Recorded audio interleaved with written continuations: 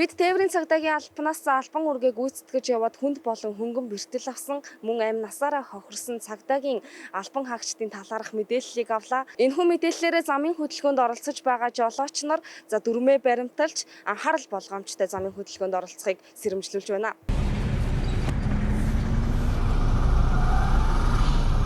Энэ оны эхний 10 сарын байдлаар нийтдээ 16 түүхий ажилтан машинд мөрөгцсөн гэсэн дуудлага тэрэнцлийг албаны жижигхэн шуурхай төслийн хэлцэл ирсэн байдаг.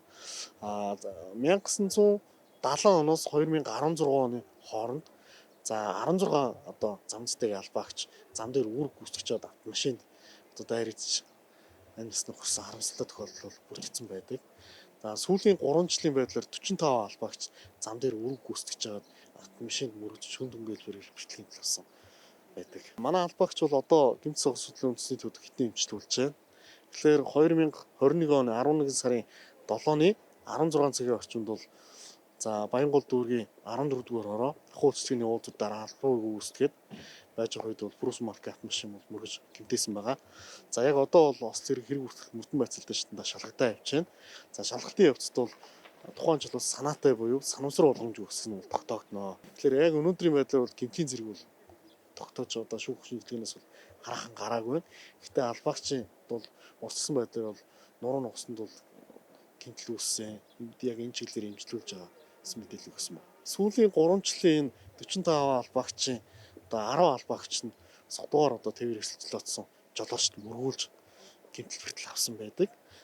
Тухайн 1970 оноос 2016 оны хооронд 16 албаагчийн амнаас эрсдсэн албан үүргээ гүйцэтгэж яваад автосол төртөж амнаас алдсны нийтдээ 9 орчим нь бол содгоор тээвэр хэсэлцлээдсэн жолооч зам дээр үүрэг гүйцэтгэж явахт нь дайрж амьдсан хөрөсөн тохиол байдаг. Тэгэхээр цагдаагийн албаагч бол өдөр тутамдаа иргэдийнхээ аюулгүй байдлыг хангахын төлөө зам дээр хөдөлгөөний аюулгүй байдлыг хангаж үүрэг гүйцэтгэдэг. Энэ үед бол содгоор тээвэр хэсэлцлээдсэн жолооч мөн бүрэн бүс тээврийн хэсэлтэй мөн гэмт хэрэгт сэрдэгцэн итгээд маш олон зөрчлийг бол үйлдэл бол газар дээр нь тасал зогсоож хөдөлгөөний аюулгүй байдлыг хангаж иргэдийнхээ аюулгүй байдлыг хангадаг байгаа.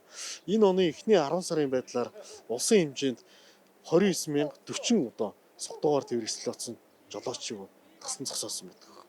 Тэгэхээр ерөөсөө энэ хөдөлгөөнд оролцож байгаа иргэд маань замын хөдөлгөөнд оролцохдоо анхаарал болгоомжтой зам урчлага нөхцөл байдлыг сайтар хянж хөдөлгөөнд оролцооч гэдгийгс нийт иргэдэд уриалж зөвлөмөр.